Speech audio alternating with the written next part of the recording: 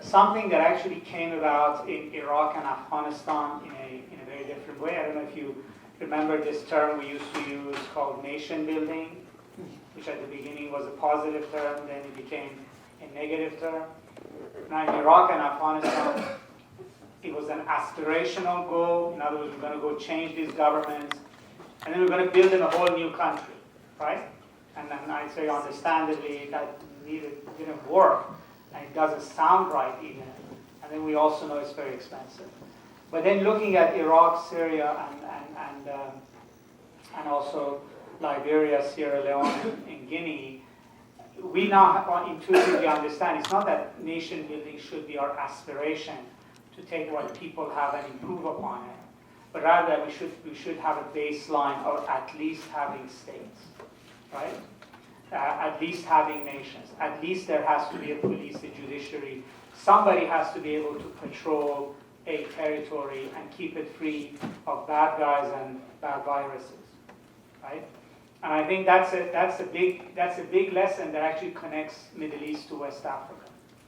And it's also maybe a model for how we engage in the war, is that we don't go as we did in Iraq with the goal that we're going to take Iraq and turn it into, a shining city on the hill. But also we really cannot afford to let the world go hell in a basket either. We really cannot afford to let areas of the world collapse into nothing, because then it's the consequences of that we really cannot live with. And ultimately, we live in a globalized world where if you have an epidemic outbreak in West Africa, it's going to show up on your shores. And if you have a raging terrorist organization grow roots, there's no way that you can remain immune to it. And then finally, we talked a lot about the Arab world, but that's not the only really big story in the Middle East. The other really big story is Iran, which actually, as we're speaking, there are negotiations taking place in Vienna between US and its allies and Iran over Iran's nuclear program. Now, Iran and the US have been at loggerheads for now 30-some years. As I mentioned this morning, that was the reason why I ended up on this side of the Atlantic. The turmoil that happened in Iran in 1979, and it's still ongoing. But there are also some important facts about Iran that are important to the United States. You look at the Middle East today, believe it or not, Iran is the most stable country in the region. It's not sort of coming apart, even though we're literally sitting on it and trying to starve it economically in order to get it to change its position on its nuclear program. But it is a cohesive country, it's relatively large. According to estimates by the CIA and American institutions, Iran's economy ranks somewhere between 17th and 20th in the world. That is huge. That means that despite all of these sanctions, it's already one of the world's largest economies. It has one of the world's largest reserves of oil and gas, copper, aluminum, uranium, varieties of other things. And also it has a population that is very different from the rest of the Middle East. So like everywhere else, 65%, 60% plus of the population is categorized as youth, which is 35, or depending on the percentage you take, 35 or 25 and under. But the rate of literacy is over 90%, and among women is 85% plus. The most backward province in Iran has a higher literacy rate than most Arab countries around it, or Pakistan. And then in a very peculiar way, because Iran already has done the Islamic Revolution, has gone through the Islamic State, it has done that, it has been there. It has a very different psychology. It doesn't mean that they're going to be pushovers. It doesn't mean that the Iranians think that we can just go in there and tell them, you have no right to nuclear capability, or you have to do X, Y, and Z. They're going to react just like any other people would do, which is mind your own business, and we're not going to take orders from you. But putting that aside, they don't have the same kind of relationship with Islamic ideology, with fanaticism that you see in the Arab world. In the Arab world, you would say the average citizen thinks secularism is the problem, because these are the thugs that rule over you with the support of the United States, that don't govern, they don't grow your economy, they don't provide you opportunities, and the solution are these people standing out there with big beards and religious texts and say, we have a better solution, we can do a better job than these guys. We can provide better healthcare, daycare, we can provide more jobs, we run a cleaner government, we run a better government, and you know what, we fight against Israel or the US or others much better than these secular governments. But in the case of Iran, that doesn't hold. The government is Islamic. So if, political dissent in Iran, by and large, favors some form of secularism. And I think most Iranians would favor some kind of a Jeffersonian solution, which is a separate domain for religion and politics. Now, why does this matter? It's because in a region where there is no good news, a potential deal between US and Iran, something that would bring Iran out of the cold into the norm of international affairs, can be the single biggest positive development in that region. And right now we're not focused on that, but and I think it's going to be a hugely partisan issue, because the segment of the Democratic Party and almost all of the Republican parties opposed to any kind of a deal with Iran. And as we're going to election season, this is going to heat up. It's going to be, we have to wait and see whether the administration is willing to cut a deal, and if it cuts a deal, what kind of a reaction it's going to get. But that's another very big issue for us to keep an eye on. Anyways, with that said, I'll be happy to answer any questions you have from the morning or otherwise. Yes? You want you know who? Go ahead. Go ahead. Hi, I just like to follow up on that comment on Iran. Reading the nature of your book and the criticism of the Obama administration being driven so much by political calculations rather than good rational policy making. Given we're in election season, how optimistic are you that we'll make any kind of deal with Iran? It's a good deal. Well, the notion of what is a good deal is highly subjective. That goes also with any kind of a domestic policy agenda. What's a good healthcare deal? That's a highly subjective argument. And sometimes it's as Lyndon Johnson said about the Great Society initiatives, let's first get a deal and then you can improve upon it. I think there are different ways in which you can calculate what is a good deal. So is it a good deal if it actually stops Iran's nuclear program completely? That I think is difficult to achieve, but it's not undoable. But it also requires significant compromises on the US side. And I think the political problem is on the compromises on the US side. If there's no US compromises, the deal would be unacceptable to Iranians, even the most liberal Iranians. You just cannot surrender, doesn't count as a deal. So far, we've always asked Iran to surrender, not to arrive at a deal, and these are very different things. If there is certain compromise, then it can be like the Arab-Israeli discussion. You're some gray area in the middle that one side wants a little bit more, and the other side wants to give a little bit less. So I think it's possible to arrive at a deal, but almost any deal that you arrive, the Congress's reaction is going to be twofold. One is that it's going to basically not accept any deal that this administration makes as good, because then that's not beneficial politically. And secondly, is to then take Iran to the next level. Say, okay, the nuclear thing is done now. Now what about Hezbollah and Hamas? So we're not going to lift any sanctions because of that. And if that's done, then what about human rights and democracy and the like? And I think the Iranians understand this. And as a result, they want certain guarantees for delivery, which then would make it more difficult for the administration to give. We often read in the newspaper about what Iranians are willing or not willing to do. We never read in the newspaper about what is it that the US is willing or not willing to do. And for the Iranians, that's the most important part.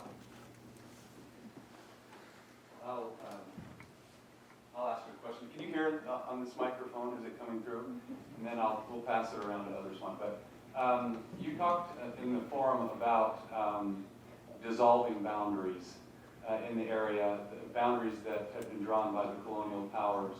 And I'm wondering if you were to look 10 or 15 years down the road, and given the dynamics at play with Sunni-Shia divides, with ISIS in the east of Syria, with the Kurds now asserting their ethnic identity and nationalism, do you think that we'll ever see the boundaries the same as they were before, 6 or 8 months ago? Or will we see a diminished Syria with maybe an ISIS being contained because no one wants to go in and actually destroy them, if that's even possible? Will we see a new Kurdistan emerge? Where do you see the boundaries of the Middle East being? I mean, it's quite likely the boundaries will survive. That doesn't mean that populations are necessarily happy. I mean, take Europe. The Scots wanted out, at least 40% of them, and it could have been higher if they hadn't been bribed last minute. The people of Catalonia want to separate from Spain. And I think if these goes through, there might be others, the Corsicans in France, the Welsh. It's possible for maps change. So, why don't maps change more often? It's three things. Either that the state is in a position to deny that. In other words, take the American Civil War. The South was not allowed to separate from the U.S., regardless of what the reason was. So there was a civil war, and they lost, and they basically maintained the territorial sovereignty. The second is that you bribe them, essentially, and you find a way to make remaining within more attractive to going out. And the third is basically a power sharing deal. So, Spain first dealt with people who wanted to separate by changing its constitution, giving a lot more power to the provinces. Now, that's not enough. They may have to give more powers. Britain has agreed to give more powers of taxation and policy making to Scotland. And then the fourth is that, if there is international support for boundaries, that helps. So, there are times that there was no international support, for instance, for keeping Yugoslavia together when it fell apart. But there was more international support for instance, for keeping England together. Everybody literally wanted to avoid a breakup. I think in the case of the Middle East, it is possible to arrive at a power sharing arrangement. I mean, the best thing you have for these two countries going is that other than the Kurds, the Arab populations of Syria and Iraq cannot live together or don't like the power arrangements and are fighting, but nobody is actually separatist. You don't have the Sunnis in Iraq saying, we want to separate from Iraq and create a Sunnistan, right? And here's our flag. We've even designed it. This is the way it looks. We basically want that. They basically say they don't like each other. They think the other side is cheating them and treating them badly, and everybody wants to control the center. It's kind of like a bad marriage. They can live together, but they don't necessarily want a divorce. But they may end up in a divorce, and it's going to be a really ugly, messy divorce. So the key question is, right now, we're only dealing with ISIS, right? We're not actually dealing with this issue of these populations not being happy with the current arrangement. So you can bomb ISIS and you can train forces against it, and it would work. But how are you going to make Shia Iraqis and Sunni Iraqis and Alawite Syrians and Christian Syrians and Kurdish Syrians and all of these people and Sunnis in Syria be willing to stay within Syria? That really requires a negotiation, a power-sharing negotiation. You either defeat them, which doesn't look like either side can win. There's not a victor's peace like the American Civil War. So there has to be some kind of a negotiation. Now, countries in the region can help, but that's a role the United States can play. Is how do you get the two sides to arrive first at a ceasefire, And then can you bring them together and push them and pressure them to say, you need to arrive at a deal that gives so much power to the provinces and so much power to the center, and this is the way it's going to work. Now, we've done this. Again, it's before maybe some of you were born, when there was a Yugoslavia, which was a country in the middle of Europe, came apart after the Soviet Union fell. There was a massive civil war, and particularly circled on Bosnia, and there was horrendous genocide and cruelty in war. Ultimately, what the U.S. did is forced all the warring parties to come together to an air base in Dayton, Ohio, and force them into a power-sharing deal, according to which there would be a rotation of the presidency and a distribution of power, and each community would have certain control over its own affairs. And they're not happy, and there is a force by NATO sitting still in Bosnia to enforce the agreement.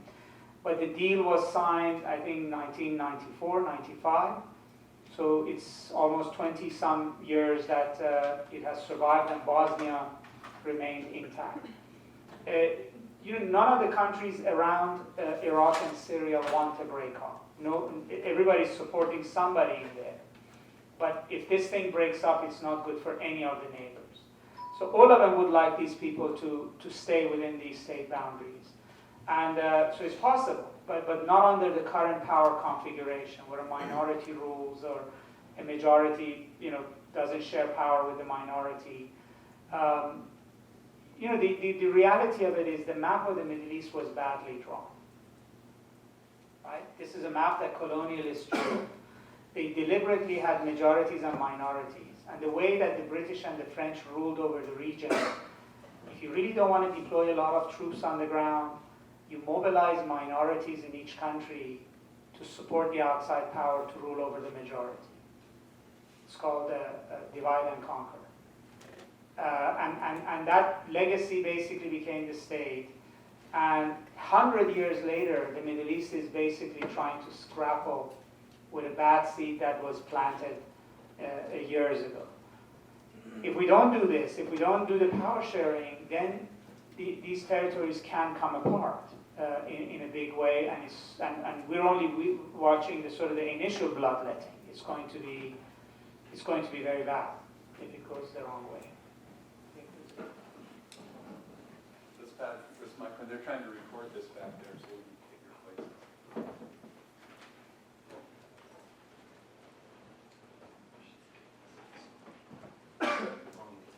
Dr. Nasr, Sure, no, it's working. well, so in the forum address you mentioned this pendulum between secularism in the Middle East and then turning towards religious extremity, and how we kind of you said that we kind of idealize this secularism, even here in the U.S., but my question is about that. To what degree do we idealize, or should we idealize secularism? Even in the U.S., that divide, that Jeffersonian idea, isn't truly, we don't talk about religion, or we keep our religion away outside of politics. Our religion informs our politics. I think that's more of the American idea, right? Plurality. And maybe not one sect ruling, but there's still religious activity which makes us work as a free democracy. And that seems to not be in the Middle East. It's always secularism entirely, like in Egypt before the Muslim Brotherhood and everything, or in Turkey, how girls can't wear their headscarves to school, and it seems to breed an extremist backlash. So what would you suggest, like if things were to change down the Middle East, what would be the balance, according to you? Well, first of all, the Middle East's definition of secularism really didn't come from the U.S., came from Europe. And in Europe, secularism as a legacy of the French Revolution is a domination of secularism over religion. And so secularism located in the French state or the German state essentially dominates every aspect of life, including religion. So it's a forcible sort of push of religion out of individuals' lives, out of public life, and then into the margins of society. So that's the model that was imported in the Middle East, but with one difference, that it didn't have any popular support when it was brought in, right? Take 1920s, that you come and you create a country called Iraq or Egypt or Syria, and you give it a secular government. These ideas are shared by a small group of locals who have traveled to France and have studied there and may share it, but the majority of the population is basically religious in its daily life, and you tell them we're going to create these modern states, and then these modern states began to force things on society. So it was the modern states who said, you know, education has to be secular. You're not allowed to teach religion in the classroom. They began to say, well, you cannot dress this way, right? You have to dress in a secular way. You cannot wear a headscarf. Judiciary has to be secular. You cannot have any element of religious law in the school, and they actually sometimes were fairly violent and brutal with it. If you take a history of Iran or history of Turkey, a lot of these measures were done with use of brute force. Now the problem is that, you know, it went down so far, but it wasn't completely done. So now that, you know, either you have democracy, which means people can vote, or that people are beginning to believe that these secular governments have failed them. You know, this sort of, you know, from below, you're beginning to have pushback, right? And so why is that? Why is of all religious things, women's headscarves such a big issue in the region? So I'll give you an example. In 1935 in Iran, this is a long time ago, it's like would be 80 years ago. The king at the time decided that he was going to make a modern country, and a modern country has to be secular.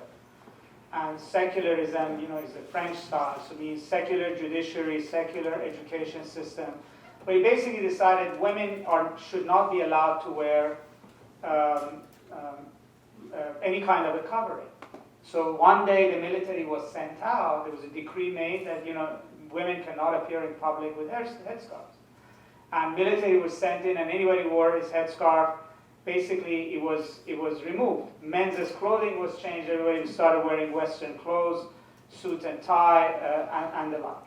So essentially clothing became a state policy. So when there was a revolution in Iran, it almost the revolutionaries tried to undo everything that modernizing regime did. And women's clothing is a highly politicized issue, because the forcibly removing the headscarf was the very first act of these secularizers in the region. So forcing them now to wear the headscarf became the first act of the religious forces in the region. It's not about, you know, just theology and what you read. You know, it was the secularists who made religion a political issue. They're the ones who first came and said, we cannot be like Europeans so long as these people pray or these people read the Quran. So let's forcibly erase it. So they're the ones who brought it in, and these two things are not separate. So the religious folks, you know, the fundamentalists, or those of you who are familiar, the Muslim Brotherhood, they have a very simple message. They don't say go back to, to 4th century. I think that's the most ridiculous thing I've heard in the media reviews. You know, maybe there's a small sect that says that, or even ISIS uses it as a banner that we're creating. It was a very modern force. It's using social media, it's using technology, it's using all of these things. You know, fundamentalists in the Middle East are not Amish. You know, they're not unplugging the phones and that. They basically believe that they are going to be better at modernity than secular forces. They say, what is it that these guys deliver? Healthcare, school, jobs, better bus service, better garbage collection, governance, fighting against Israel. We'll be better at every metric that you put forward, we'll be better at it. And that's why they're attractive. So you go to Egypt or to a lot of these countries, what does the Muslim Brotherhood stand for? It stands for clean government and efficient government. That's what it stands for. That's why people vote for them. And just like any political system, of course you yank people's value chains. You know, every one of our politicians does it. Yeah, as soon as they declare their candidacy, the first stop is Sunday at the church, making sure that the media is there to capture they're there.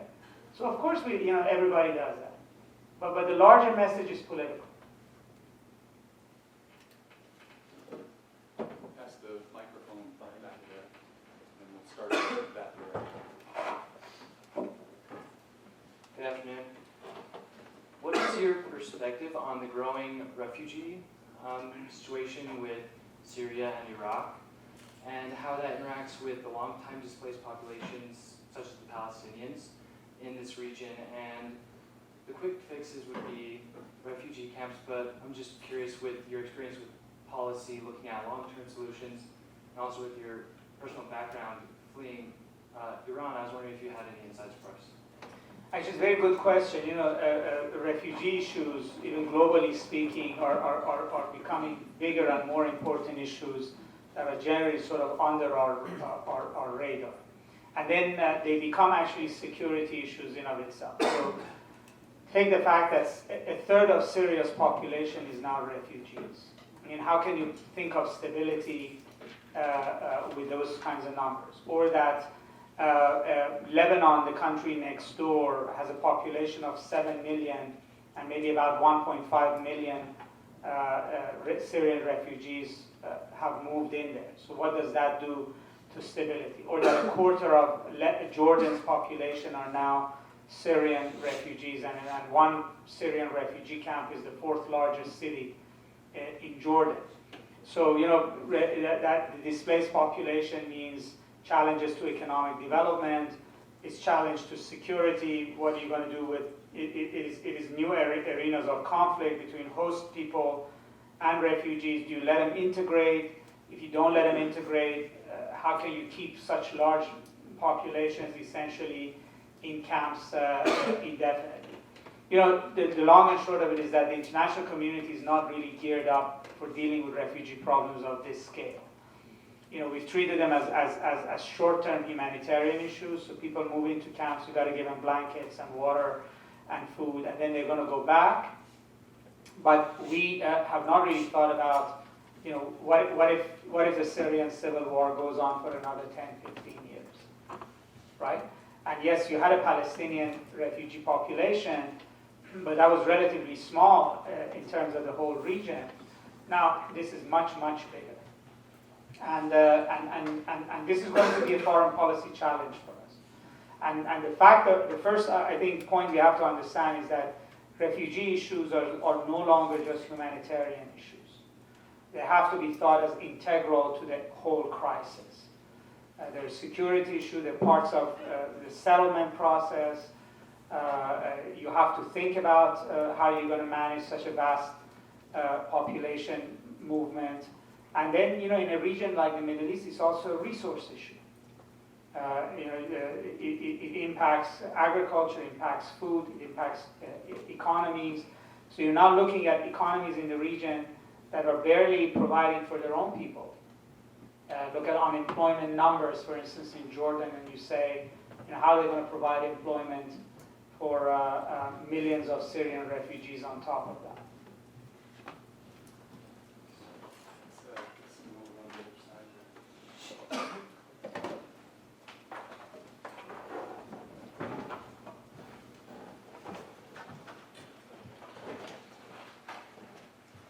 Dr. Nasr, in your foreign address, your forum address, you suggested that the greatest solution, supposedly in the Middle East, would be to support the Middle East with economic and business growth. Could you, just as a foreign affairs advisor, could you maybe embellish that thought a little bit more? Well, so when you're dealing with a short-run crisis, sometimes you have to give money to stabilize an economy, for instance, that's gone through war or a refugee issue or a natural disaster. But But the larger question we've always dealt with Middle East is not how you deal, say, with terrorism in the short run, or with a particular event in the short run. We've always asked, how can we get the Middle East on the same track as Latin America? How can we put it on a different path, right? How can we hope that in 20 years' time the Middle East would be like Southeast Asia, like Latin America, like East Asia? If you think like that, you have to see what happened in those territories. So you had, for a variety of reasons, those economies agreed to open up. It was really painful. It was difficult. They engaged international agencies. We gave money. We provided support. We also provided technical support. Told them, you need to reduce your tariff barriers, right?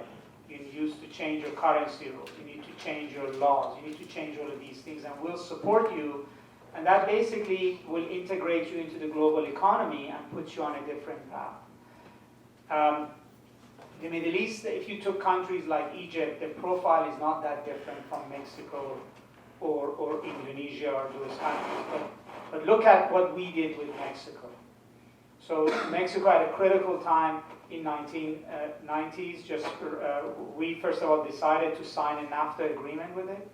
I know it's very unpopular and all that, and for valid reasons. But the reality was that it gave Mexico a path that if it did certain things, right, that then there would be massive benefits, right? And then the United States rallied the International Monetary Fund and banks in New York to, in one swoop, put $40 billion, and this is 1992 dollars, say double that, say $80 billion into the Mexican economy. It all had conditions. We're going to do these things if you devalue the peso, change your rules, make a business-friendly environment that then American business can invest, and when American business invests and it produces things, we'll sign NAFTA so those things can be exported back. Why did we do it? Well, maybe Mexico is lucky to be next door, because we very well understood that if Mexico had not changed course in 1992, Mexico could look like Egypt today, right? You can't have a country of 80, 90 million people with endemic poverty and crime and not have a positive force in it. Today, Mexico has a lot of problems. There's these horrendous drug cartels, and yes, people are still coming across the border, but we often don't say how much money Americans are making in Mexico. It is now touted as one of the 4 or 5 fastest growing success economies in the world. If you looked at around the world and said which are the countries that are going to be growing rapidly and people are putting money and investment in, Mexico is one of them. So it took 20 years to get here. Now Mexico has a middle class, it's vibrant, it's maybe 10-15% of the population. They behave like middle classes everywhere else, and that's the engine of change in that country. That we don't have in the Middle East. And just a quick follow-up question. So, Mexico, yes, it's one country. We're talking about an entire continent or entire region. What would you suggest that we should just focus on one country and hope that the neighborhood effect kind of sets in, or? Well, that's one idea, is that you focus on winners, right? You could say we put $1 trillion into wars in Iraq and Afghanistan, and 10% of that would have been transformative in this way. When we helped transform Eastern Europe, United States and European Union put $100 billion into Eastern Europe in a period of a decade to shore up the economies and help with the transformation. In other parts of the world, like in the case of Mexico or Latin America, we picked winners. We picked the Brazil, we picked the Mexico, countries that were ready or had the capacity, and sometimes we pressured them. They didn't want to do it. And we pressured them and got them basically to buy into this. But the profile of those regions have changed. And you can't credit Catholicism for it, or credit religion, or credit these. Obviously there are local facts, I don't want to say there aren't. But the most fundamental thing is that in those regions we actually made a massive investment in creating a class of people that are invested in the global economy. I don't know, how many of you have been to Dubai in the Middle East? No? Everyone, right? Those who haven't, maybe you've seen Mission Impossible 3. It's a good pictorial dimension. So, Dubai is a very different picture of the Middle East than Al-Qaeda and ISIS. So Dubai is all about consumption. It's a cross between Disneyland and Las Vegas and Rodeo Drive. It's about malls and it's about five-star living. Even the mosques are five-star. Right? It's all about luxury consumption. So Dubai is not about promise of what happens to you if you get martyred and in the next world. It's about now. It's about how can you consume now. When you go to Dubai, there's no difference from what you see with the way the Russian billionaires live in London. It's the same metric, right? Now Dubai had, just before the collapse of 2008, the financial crisis, became, in survey after survey around the Muslim world, as the place that Muslims most wanted to visit and most wanted to migrate to. For the first time, it took over from UK and US as the place they wanted to migrate to and go to. Now, they didn't want to go there to get martyred. They wanted to go there because of the high quality of living. And people who go to Dubai are not your workers. This is basically the Muslim middle class. It's the equivalence of the same people you see in Mexico. Now, why do they go to Dubai? Because they can't do it in their own countries.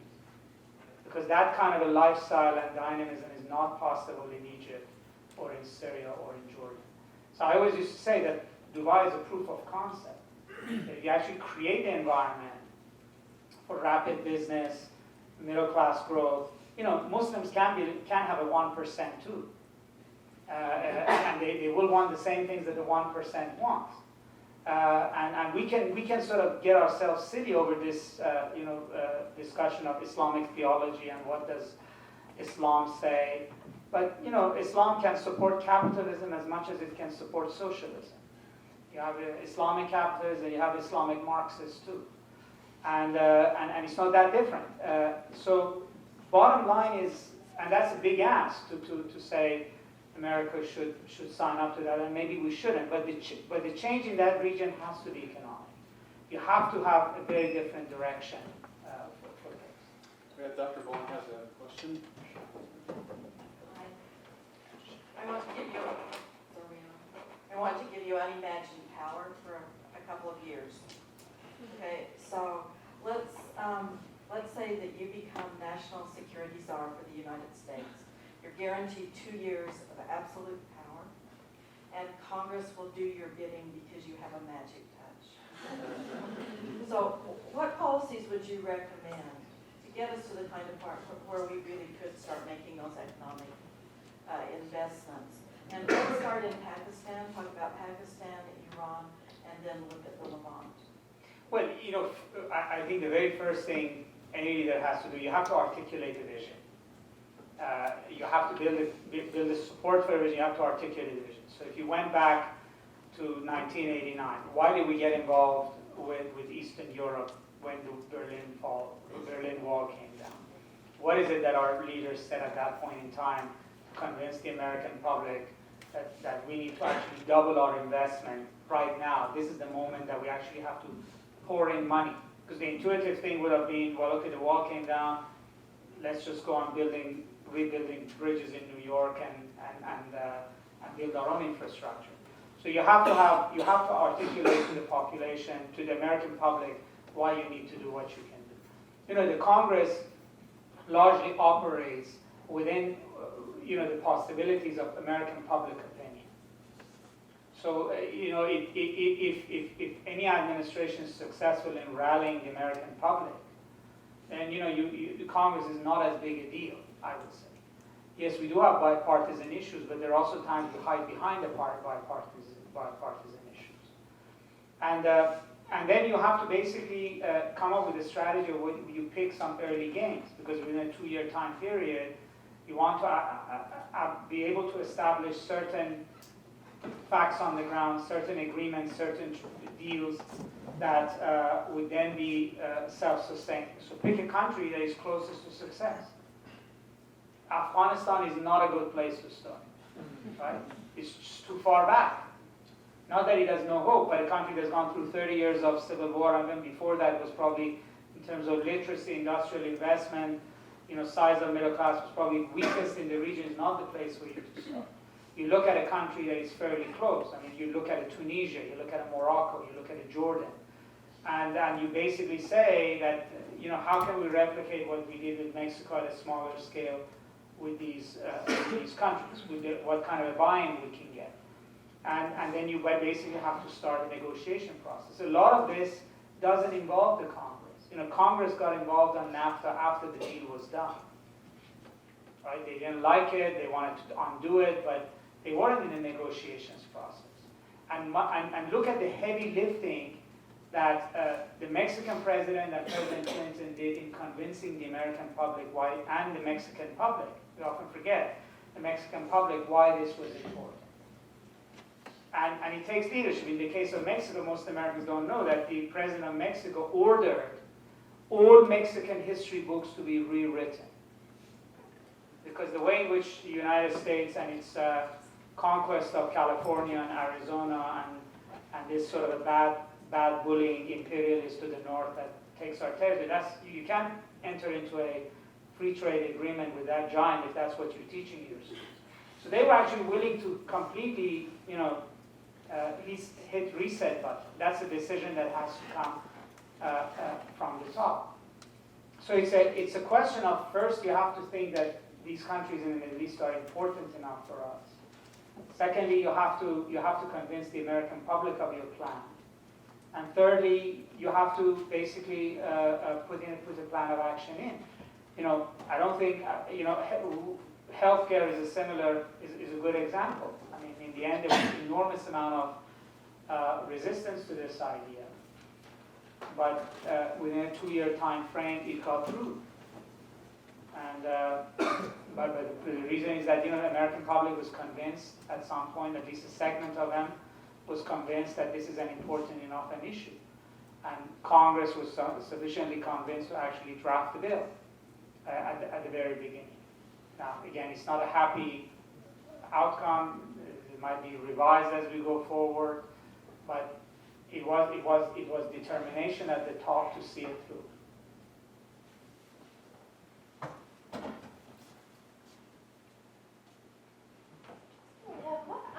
So I have a question about something you had mentioned in the forum, and something you mentioned up earlier. Correct me if I've heard wrong. But in the forum, you had talked about liberation and the different degrees of it, and how, in a sense, we were trying to liberate the Sunni from the Shiite dominance, and we didn't really have a way to control the reaction to that. And that's one reason, our policies there are being very welcomed. It wasn't received very well. We couldn't really control the way they reacted.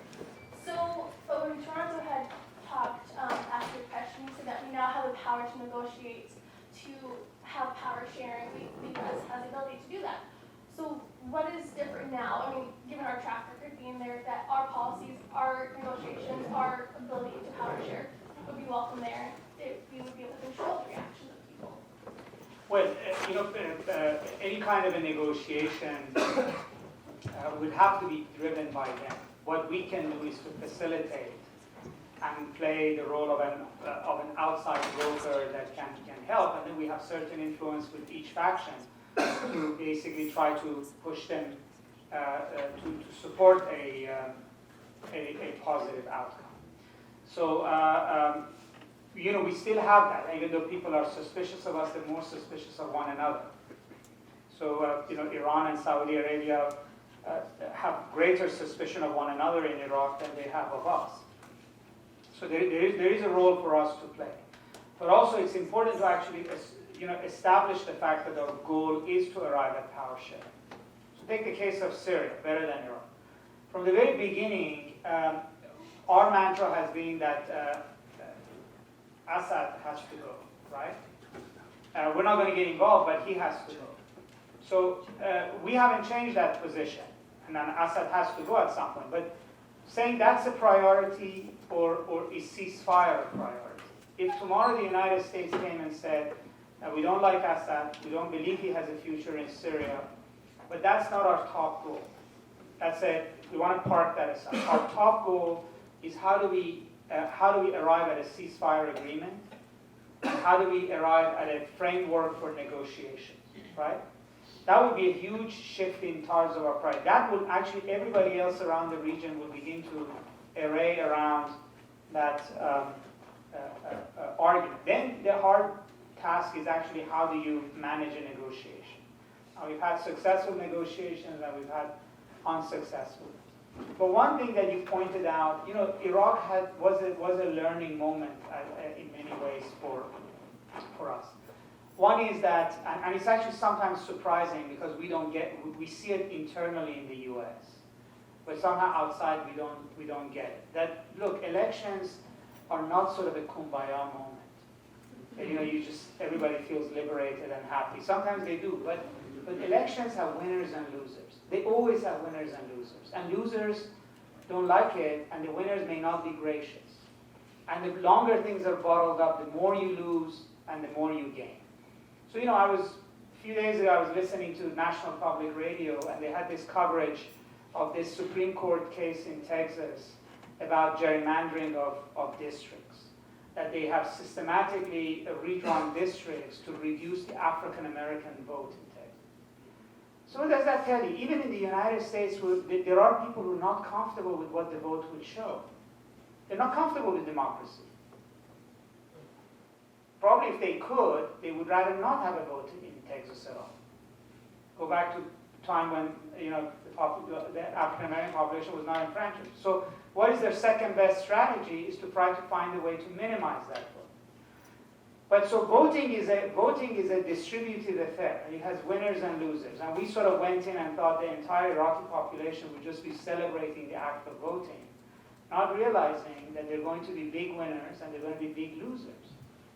And the second thing that I think was something that we discounted is actually the very first election is almost meaningless. It's good. That's not democracy. You actually really cannot claim to have democracy until the second or third elections after you've had a transfer of power, preferably to an opposition party through the ballot box. Until you've done that, you really cannot claim to have democracy. And democracy is also about rule of law, it's about constitutional arrangement, it's about a whole set of things, right? Elections is only a mechanism within democracy, it's not democracy itself. So we almost made absolutely no investment in any of these things.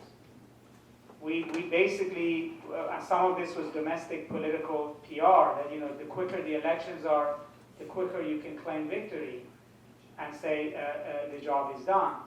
But in Iraq, we essentially, elections facilitated the opening of a fight because it facilitated the transfer of power, but there's no way of managing it going forward. So the lesson is, it's good to bring democracy to people, but then you have to be prepared for the whole hog of how you're going to manage it over a 10-year period. Maybe you should have military force on the ground, like we do in Afghanistan. So they actually can't go in the street and fight against one another, for instance. Well, we'd like to thank Dr. Nasr for his coming here today and for sharing his insights. Thank you, Dr. Thank you for having me.